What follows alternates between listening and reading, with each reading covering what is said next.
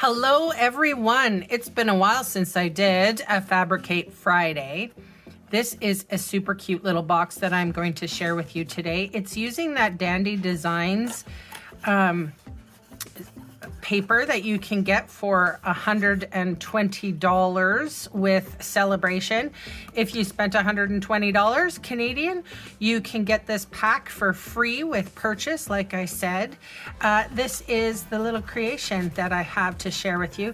That sweet little hello comes from the Warm Welcome stamp set and dies. Show you how I store them. I store them together because I used to store stamps and dies separately, and I found this to be, I would always forget about the dies and just use the stamps and then fussy cut, and then it, you know, negates the point of having the dies. So I'm super happy to use this product today. So this is the little box, super cute, right? Love this paper. All right, so we have a piece of basic white thick here, and it is 11 by 8.5. I need to cut off 1/2 inch off of one side, so that this paper will be 10.5 by 8.5. So I'm just going to cut this piece off. All right, and then moving forward, so on the long side, I'm just going to score with my trimmer because not everybody has a scoreboard. So on the long side, we're going to score at 2.5. So I'm using these measurements on this side. I'm going to tuck away my cutting blade, and I'm just going to use my score blade. So 2.5. Then I'm going to move to 5. Then 7.5, so I have to open this arm.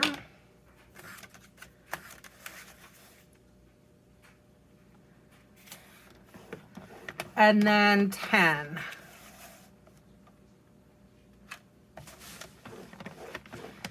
Okay, so now we're going to turn it round to the short side. And I'm going to score at 1/2 an inch. And then 3.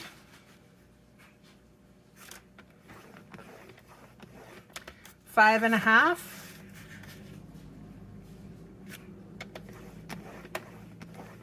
And 8.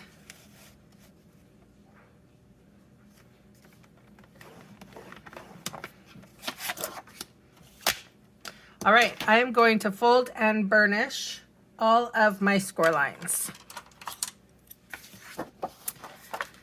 Yeah, it's been a while since I have been here doing a Fabricate Friday video. I had quite a few back-to-back projects, and then my regular life just got in my way.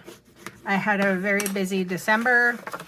A decently busy January, and then I got sick in January. I had such a bad cold, and I was just having a hard time keeping up with all of my obligations.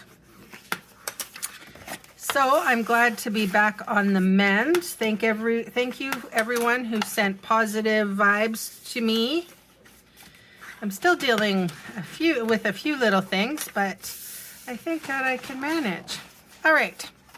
So, this is the way the box goes. This is the middle part. These are the lips and the flaps. So, I'm going to get out my scissors, and I'm going to share with you how to cut everything. So, first of all, there's a 1/2 inch and a 1/2 inch on either side. So, we're just going to cut up on all these score lines because they have to come out, or we have to release them.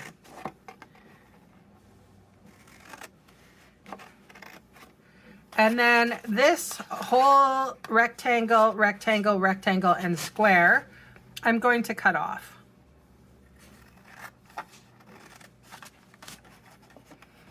Just like that. All right, and I'm going to do the same with this side. Stampin' Up used to sell these scissors, these big long ones. I think the manufacturer just stopped making them, but these are, you can see Stampin' Up, they're just retired, sadly, but I like the longer shear for cutting. I call them shears because I'm a hairdresser. All right, so what we're going to do is we're going to cut this one in half, this one in half, this one in half, and this one in half, and we're going to wedge. So we shall do that.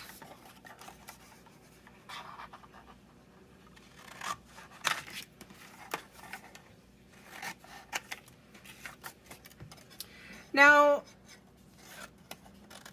a lot of people think that you can waste, this paper gets wasted, but I actually have I have two little bins. I have this little bin and I have this little bin. So I can take that little piece that we took off, I usually cut stuff in half so it's not too big, and just tuck it inside for labels or whatever I might need. It's quite full right now because I've been busy. But these little extra pieces, I'm gonna tuck in here into the bigger pile, good for punches and that sort of thing. And you can stamp on the thick paper. It's not as smooth as the 8.5 by 11 regular weight stamping paper, but it works just fine. The nice thing is that I will use every little bit of my paper. I am not a waster. Okay, so we're just wedging out so that all the tabs can fit inside. I'm hoping that you all wedge your tabs. It just makes for a better finished product. So here's a wedge here. And then because this is the bottom and the top, I am going to wedge out a little bit here to make the box close a little bit better. Okay. So what I'm going to do here is I'm going to flip this around, and there's 1, 2, 3, 4, 5, 6 pieces that I need, and they need to be sized at, this is size 2 3/8 by 2 3/8.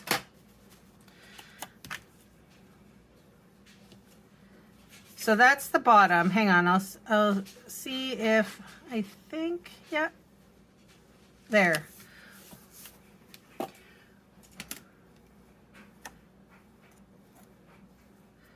Okay, and I used adhesive, dry adhesive, and I sort of stuck them off to the side. They might have a bit of cat hair in there, but that's free. Look at that. The person who gets this box gets a lovely piece of cat hair. Free with purchase. All right. And then the lid. And I think I have one more. I just want to make sure that it's the right size. Yep. So, and you don't have to put the paper on the bottom if you are short of paper. You do you, I always say. A lot of people don't like that saying. So just adhesive on that one side right there. That's it. So we're going to close it in half and then close it in half. That means you get a nice square. Those, why we edged or angled those edges is so that these little tabs can fit in there unencumbered. And then closing that up. So I'm going to decorate just like I did here. Let me find a label. See, sometimes when I cut something, I'll cut, you know, a couple pieces, and then I keep it in my little box here. Aha, Eureka.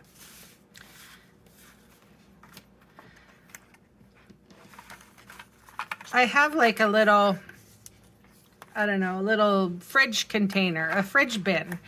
And these were, Stampin' Up! Sold them. They were just clear envelopes. So I labeled them, die cut labels. I have another one for, you know, other things. And then I just fit them in the fridge bin. Okie dokie, I think I'm gonna use Balmy Blue on this one. Here's that hello. I'll put it closer to the end. There.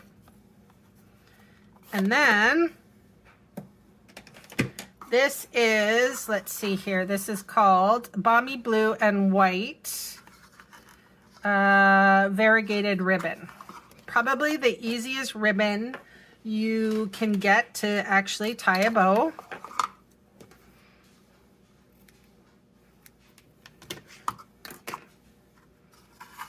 I gotta put this ribbon away or else the cats will get at it. All right, so for those of you who don't know how to tie a bow, I do one bunny ear, then I take this and I go around the bunny ear like that. Then I make another bunny ear and I push it through the loop before the other bunny ear. And then I actually hook my fingers in the loops and I pull on the loops and on the tails. And then I hold the knot. And I mean, I haven't really tightened it up all that much, but there we go. I like little bows, so there it is. And then I'll do that pulling on the bunny ear again. And again.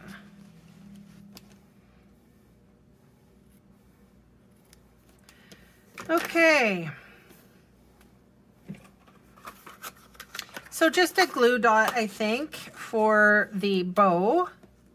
And I have some glue dots here, so I'll use them up. And I'll put the bow actually directly on my label. Something's twisted. Like that. So then I only need to find maybe some dimensional adhesive. What is wrong with this bow? See, this is why you don't do bows on camera, because they turn out wonky. Yeah, I'll use dimensional adhesive for this. I didn't on this one, but okay, anyway, here we are.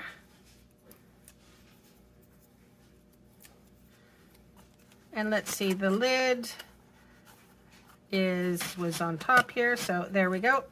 And I will put this on the front. Cute. And that is my little share for today, utilizing the Dandy Diva Designs specialty, or it's just celebration paper. You will find all of this information in my blog, how to put this box together. I take time, I write a blog post, I add photos, and then I put the instructions as well as this video on that blog post. And there is a link to the blog post directly in the description box below. So if you wanted to make this particular box, it's a lovely size. It is 2.5 squared.